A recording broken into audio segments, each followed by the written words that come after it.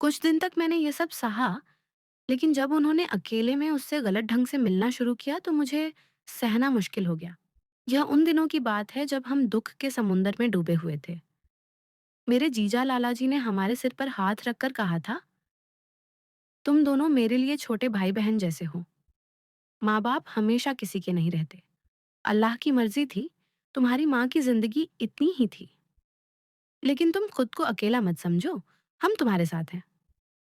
ये कहकर उन्होंने बाजी सनम को हमारे घर छोड़ दिया। अपनी बीवी से भी कहा, सनम, जब इनका गम थोड़ा हल्का हो जाए तो मुझे खत लिख देना, मैं आकर तुम्हें ले जाऊंगा। उस समय अब्बा जान सऊदी अरब ड्यूटी पर गए हुए थे। दूल्हा भाई के सरगोधा जाते ही मेरे छोटे भाई वकार को गुर्दे में तकलीफ हो गई और उसे अस्पताल में भर्ती कराना पड़ा। उसकी देखभाल और खाना पहुंचाने की दिक्कत थी। हमारी पड़ोसन खाला बशीरा बहुत अच्छी औरत थी। अम्मी की मौत के बाद वो रोज हमारे घर आती थी।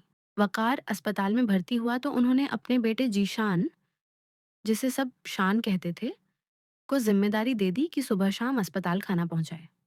शान पहले कभी हमारे घर नहीं आया था, न ही हमारी उससे जान पहचान थी।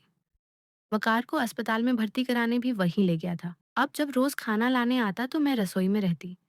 जब तक खाना तैयार होता, वो बाजी के पास बैठकर बातें करता। मैं उसके सामने नहीं जाती थी, बस बाजी ही उससे बातें करती थी। धीरे धीरे मेरा पर्दा कम होने लगा और मैं भी बाजी के पास बैठने लगी।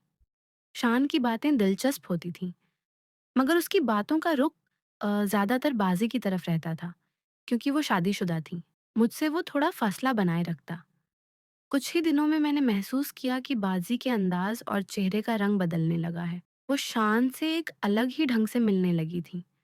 शान अगर जरा देर कर देता तो बाजी का हाल बुरा हो जाता। जैसे ही वो दरवाजे पर नजर आता उनका चेहरा खिल उठता। कुछ दिन तक मैंने ये सब सहा, लेकिन जब उन्होंने अकेले में उससे गलत ढंग से मिलना शुरू किया तो मुझे सहना मुश्किल हो गया। मगर मजबूरी थी कि वकार के ऑपरेशन के दौरान शान ने रात रात भर जागकर उसकी देखभाल की थी। अब्बा जान जेद्दा से फोन करके भाई की खैरियत पूछते। उन्हें तसल्ली थी कि बाजी मेरे पास है। जीजा भी छुट्टी लेकर हमारी खबर लेने आते रहते थे।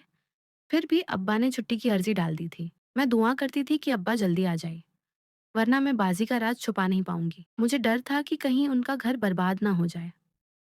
इत्तेफाक से जिस दिन मैंने सोचा कि सब अब्बा को बता दूं, उसी दिन वो अचानक घर आ गए। उनकी छुट्टी मंजूर हो गई थी। जैसे ही वो कमरे में दाखिल हुए, उन्होंने शान और बाजी को पास पास बैठे देख लिया। शायद उनकी बातें भी सुन ली, तभी उनका चेहरा गुस्से से लाल हो गया। उस वक्त उन्होंने कुछ नहीं कहा, बस शान को घर आने से मना कर दिया और तुरंत जीजा को फोन किया।